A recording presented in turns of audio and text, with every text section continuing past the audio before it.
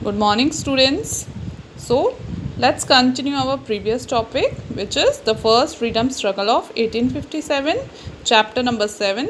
This is part 3 and this is the last part. हम जल्दी recall कर लेते हैं पहले कि हमने पहले दो पार्ट्स में क्या पढ़ा। देखिए, पहले तो हमने ये जाना कि फ़र्स्ट फ्रीडम स्ट्रगल जो था वो काफ़ी बड़ा स्ट्रगल था।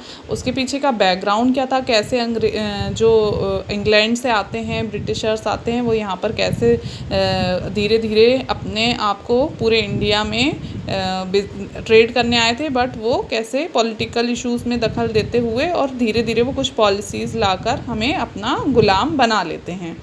गुलाम बनाने के बाद वो कैसे मनमाना काम करना चाहते हैं, कैसे वो हमारे ट्रेडिशन और कल्चर के साथ गलत करने लगते हैं, हमें वही करवाना चाहते हैं जो वो चाहते हैं। फिर ये सारी चीज़ें हम देख रहे थे, अंदर ही अंदर हमको समझ में आ रहा था कि हमारे साथ गलत हो रहा है, लेकिन कोई भी आवाज़ नहीं उठा रहा था।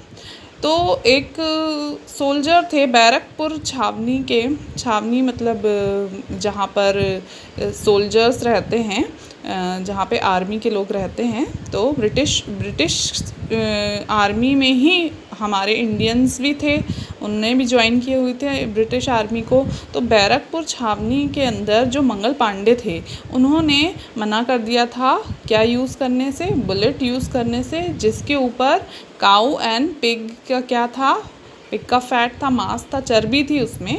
तो क्योंकि वो पंडित थे और वो अपने धर्म के ख़िलाफ़ नहीं जाना चाहते थे, इस तरह की चीज़ों को यूज़ नहीं करना चाहते थे।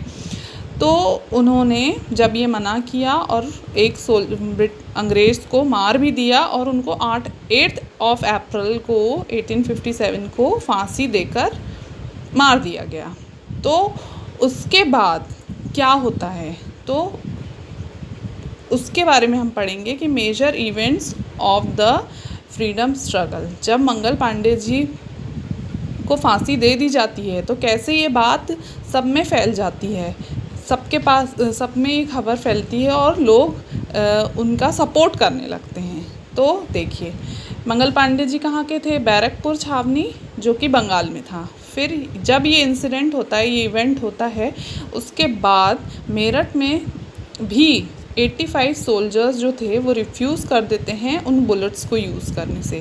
देखिए, उसका असर है, मंगल पांडे जी का असर हुआ, क्योंकि उन्होंने देखा कि अगर वो नहीं कर रहे हैं, वो मना कर रहे हैं, तो हम भी नहीं करेंगे, हम भी अपने धर्म के ख़िलाफ़ नहीं जाएंगे, हम भी ऐसे चीज़ें नहीं करेंगे।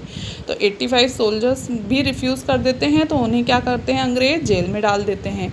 और फिर 10 मई 1857 को वो सोल्जर्स क्या करते हैं, जो जेल है उसको तोड़कर भाग जाते हैं। फिर कहाँ जाते हैं वो, and they reaches to Delhi, वो दिल्ली जाते हैं। और the soldiers declared Bahadur Shah Zafar second as the emperor of India. Bahadur Shah जो कि मुग़ल एम्परर होने चाहिए थे, उस समय उन्हीं का शासन होना चाहिए था, क्योंकि पहले मुग़लों का राज था हमारे ऊपर।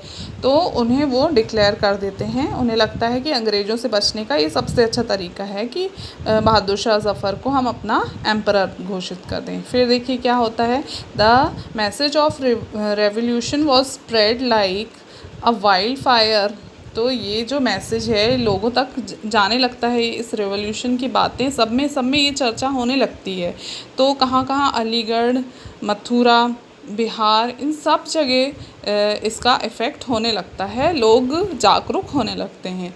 एमपी में भी देखिए कहाँ, ग्वालियर, नीमच, इंदौर, लोगों को पता लगता है और लोग सपोर्ट करने लगते हैं कि अब हम अंग्रेज़ों का जो अत्याचार है वो नहीं सहेंगे। तो अब ये जो रिवॉल्यूशन है उसको लीड करने लगते हैं लोग अलग अलग जगह पे,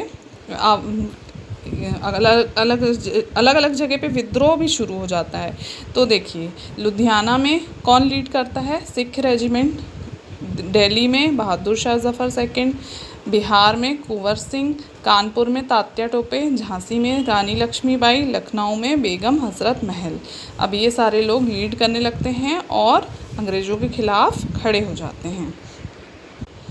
लेकिन ये विद्रोह ज़्यादा दिन तक नहीं चल पाता, क्योंकि सितंबर 1857 में Bahadur Shah Zafar second was arrested and sent to the Rangoon jail.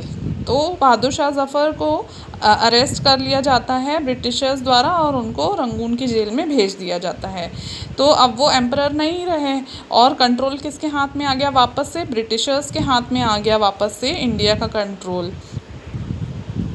तो अब हम देखते हैं उसके बाद जब ब्रिटिशर्स के हाथ में आ गया है तो ऐसे क्या कारण थे जिसकी वजह से ये विद्रोह जो है वो ज़्यादा दिन तक नहीं चल पाया। तो अब हम यहाँ पे क्या पढ़ेंगे, the reasons of failure of the freedom struggle. ऐसे क्या कारण थे जिससे ये जो फ्रीडम स्ट्रगल था वो फेल हो जाता है, वो नहीं चल पाता ज़्यादा दिन तक। तो पहला रीज़न है lack of unity and organisation. बहुत ही ऑर्गेनाइज्ड तरीके से उन्होंने कोई भी कदम नहीं उठाया और यूनिटी नहीं थी, लोगों के बीच में यूनिटी नहीं थी। कोई भी उसको अपनी प्रॉब्लम नहीं समझ रहा था, उनको लग रहा था जिसकी प्रॉब्लम है वो खुद ही निपटे, और ज़्यादा अच्छे से ऑर्गेनाइज भी नहीं किया था जिन लोगों ने आवाज़ उठाई भी थी। फिर लैक ऑफ लीडरशिप, क्योंकि बहादुर शाह ज़फ़र तो खुद ही बुज़ुर्ग थे, मैंने बताया आपको, तो वो भी ज़्यादा कुछ उस पर कर नहीं पाए और कोई सक्षम लीडर नहीं था, कोई एक बहुत अच्छा लीडर नहीं था। जैसे कि आपके घर में कोई एक मेन रहता है कोई काम करवाने के लिए तो फटाफट काम होते हैं, बट अगर कोई मेन व्यक्ति नहीं होगा, सब एक दूसरे के ऊपर छोड़ देंगे तो कैसे कोई काम अच्छे से हो सकता है। तो वैसे ही अगर इनको ये फ्रीडम स्ट्रगल अच्छे से चलाना था तो कोई एक अच्छा लीडर होना चाहिए था उनके साथ। फिर देखिए ट्रेडिशनल एंड आउटडेटेड वेपन्स, तो बहुत ही ट्रेडिशनल और आउटडेटेड वेपन्स थे हमारे पास, और अंग्रेज़ों के पास क्या था, गन्स थी, बहुत अच्छे वेपन्स थे, हथियार थे उनके पास। हम तो लाठी या ज़्यादा से ज़्यादा जो छोटे मोटे वेपन्स होंगे वही हमारे आउटडेटेड वेपन्स होंगे या लाठियों से लड़ रहे होंगे। तो ये एक रीज़न बना कि फेलियर हो गया इस स्ट्रगल का। फिर common language, no common language of communication, एक कॉमन लैंग्वेज नहीं थी, क्योंकि बिहार में बिहारी बोल रहे हैं, बंगाल में बंगाली बोल रहे हैं, तो कई लोग अच्छे से कम्युनिकेट नहीं कर पाए, अच्छे से लैंग्वेज का प्रॉब्लम हो गया उनके बीच में। तो भी ये एक रीज़न बना फेलियर का। फिर लोकलाइज्ड रिवोल्ट, तो लोगों ने क्या मान लिया कि वो तो लोकल उन्हीं की लोकल रिवोल्ट है और हमारा उससे कोई लेना देना नहीं है, तो ज़्यादा इंटरेस्ट नहीं दिखाया, तो उसके कारण भी जो ये स्ट्रगल है वो ज़्यादा दिन तक नहीं चल पाया। अब देखिए क्या होता है कि ये स्ट्रगल जो था उसका फेलियर हो जाता है, बहुत दिन तक नहीं चल पाता है, लेकिन फिर भी कुछ तो असर हुआ होगा। तो अब हम क्या पढ़ेंगे, importance of first struggle freedom and its feature. तो क्या क्या बदलाव हुए, ऐसा क्या हुआ उस इंसिडेंट के बाद, तो उसके बारे में हम पढ़ेंगे। तो this revolution shook the very foundation of British rule in India. तो ब्रिटिशर्स जो थे वो हिल गए थे, उनको समझ में आ गया था कि अगर इंडियंस एक हो गए तो हमें बहुत ईज़िली यहाँ से भगा सकते हैं, बट हमारे यहाँ क्या प्रॉब्लम है कि एकता नहीं है।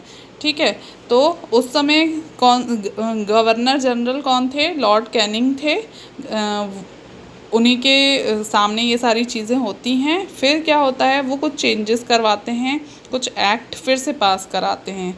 तो the following changes after this revolution, तो according to the act of 1858, अब 1858 में वो एक नया एक्ट ले आते हैं।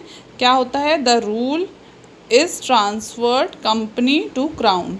देखिए ईस्ट इंडिया कंपनी आई थी यहाँ पर, तो वो कंपनी जो है वो यहाँ पे काम कर रही थी, लेकिन अब क्या हुआ, जो इंग्लैंड की महारानी है, जो क्राउन मीन्स वहाँ डायरेक्ट जो उनकी महारानी रहती हैं वो कहती हैं अब डायरेक्ट मैं देखूँगी कि वहाँ क्या क्या हो रहा है, क्या, क्योंकि इस तरह से उनके ऐसे शो करती हैं कि उनके इंडियंस के साथ अन्याय नहीं होने दूँगी या ये सब, ताकि लोग खुश रहें उनके साथ। बट ऐसा कुछ नहीं होता है, और हमारे साथ वो हमेशा से ही गलत करते ही आए ब्रिटिशर्स। ठीक है, तो ये एक उनका तरीका था ताकि वो आगे तक राज कर सकें और ऐसे विद्रोह दोबारा ना हो। फिर आफ्टर 1858 रिकन्स्ट्रक्शन ऑफ आर्मी, अब क्योंकि इंडियंस को आर्मी में ले रहे थे, बट इस इंसिडेंट के बाद क्या होता है कि इंडियन सोल्जर्स कम कर देते हैं और अपने ब्रिटिशर्स को ही ज़्यादा वो प्रेफर करते हैं आर्मी में रखने के लिए।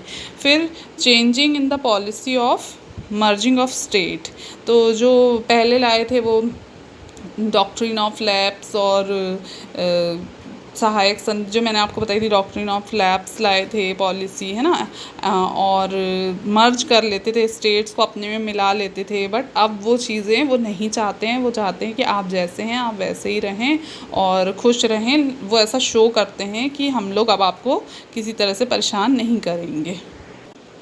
सो ब्रिटिशर्स अपने साथ एक और पॉलिसी लेकर आए थे, डिवाइड एंड रूल की पॉलिसी, क्योंकि वो जानते थे कि अगर इंडियंस एक हो गए तो हमें यहाँ से भगा देंगे, हमारी दाल यहाँ नहीं गलेगी। तो वो आपस में लड़वा देते थे, डिवाइड एंड रूल करते थे। ठीक है, फिर आगे the British historians tried to play down the importance of revolt of 1857 by calling it a mutiny of soldier. तो ब्रिटिश हिस्टोरियन जो थे वो क्या इस रिवोल्ट की इम्पोर्टेंस को कम करना चाहते थे, और उन्होंने इसे क्या बोला कि सिर्फ सोल्जर के द्वारा किया गया छोटा सा विद्रोह है, ये कोई बड़ी बात नहीं है, उसको ज़्यादा इम्पोर्टेंस नहीं थी। बट जो हमारे इंडियन हिस्टोरियंस थे, वी.डी. सावरकर, उन्होंने इसे क्या कहा, the first struggle for freedom. ठीक है, उसको कहा कि ये आज़ादी के लिए उठाया गया पहला कदम था, पहली लड़ाई थी ये।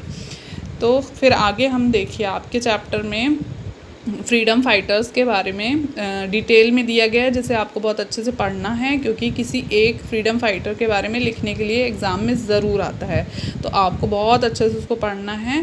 तो देखिए मंगल पांडे जी के बारे में दिया गया है, जिनके बारे में मैं आपको पहले ही बता चुकी हूँ। वो बैरकपुर छावनी में पदस्थ थे बंगाल में, वहाँ के सोल्जर थे, ब्रिटिश आर्मी में थे वो, और उन्होंने रिफ्यूज़ कर दिया था लॉर्ड कार्टेज को यूज़ करने से, क्योंकि उसमें पिग और काऊ का मांस वो था, चर्बी थी, तो इस वजह से उन्होंने मना कर दिया था। और इसी वजह से उनको 8 अप्रैल को क्या हुआ, फांसी की सज़ा दे दी गई थी। और उन्होंने क्या, एक ब्रिटिश जो सोल्जर थे उनको भी, ऑफिसर थे, उनको गोली मार दी थी इस वजह से। फिर सेकंड में देखिए बहादुर शाह ज़फ़र, वो मुग़ल जो थे उनके आखिरी शासक, लास्ट मुग़ल एम्परर जो थे वो बहादुर शाह ज़फ़र थे, और उनको अरेस्ट कर लिया गया था ब्रिटिशर्स द्वारा और उन्हें रंगून भेज दिया गया था। ठीक है, फिर आती हैं रानी लक्ष्मीबाई। तो रानी लक्ष्मीबाई जो हैं वो बहुत ही बड़ी योद्धा थी, बहुत वीरांगना बोलना चाहिए उन्हें, क्योंकि उन्होंने बहुत ही बहादुरी से ब्रिटिशर्स का सामना किया और अपनी प्रॉब्लम्स से वो भागी नहीं, और उन्होंने बहुत अच्छे से हिम्मत से सामना किया, तो वो बहुत इंस्पिरेशन बनी सभी की। तो in the year 1854 the death of Raja Gangadhar Rao, जो उनके हस्बैंड थे, उनकी डेथ हो जाती है, और उनकी कोई औलाद भी नहीं होती, अपनी कोई ओन सन नहीं होता है। तो इस वजह से क्या चाहते थे वो लोग, ब्रिटिशर्स की झांसी को वो अपने कब्ज़े में कर लें, लेकिन लक्ष्मीबाई जो थी वो लड़ी, उनका सामना किया, किसकी मदद से, with the help of Tatya Tope. और उन्होंने क्या, ग्वालियर के किले पे भी जीत हासिल कर ली थी तात्या टोपे जी की मदद से। फिर on 18 June 1858 Lakshmibai sacrificed her life. कहाँ पर उनने सेक्रीफाइस, संत गंगादास जी का आश्रम था, वहाँ पर उन्होंने अपनी लाइफ को सेक्रीफाइस कर दिया था। ठीक है, उनके बारे में डिटेल में आप पढ़ेंगे अपनी बुक में, रीडिंग ज़रूर करेंगे। फिर तात्या टोपे जो थे वो भी बहुत ही एक्सपर्ट थे, किसमें, गोरिल्ला वॉरफेयर में, कि जो छुप के जो अटैक करते हैं गोरिल्ला की तरह, तो उसको गोरिल्ला वॉरफेयर कहते हैं। वो उसमें बहुत पारंगत थे, वो बहुत अच्छे से उनको आता था ये सब। और उनको जो थे वो किसके लॉयल्टी किसकी तरफ थी, पेशवा फैमिली की तरफ वो काफ़ी लॉयल थे। बट उनको शिवपुरी में पकड़ लिया गया था जब वो वहाँ पे अटैक करने गए थे, और उनको 18 अप्रैल 1859 में जो है उनको हैंग कर दिया गया था, फांसी की सज़ा दे दी गई थी। तो यहीं पे आपका चैप्टर जो है वो ख़त्म होता है। आपको फ्रीडम फाइटर्स के बारे में डिटेल में अपनी बुक से पढ़ना है।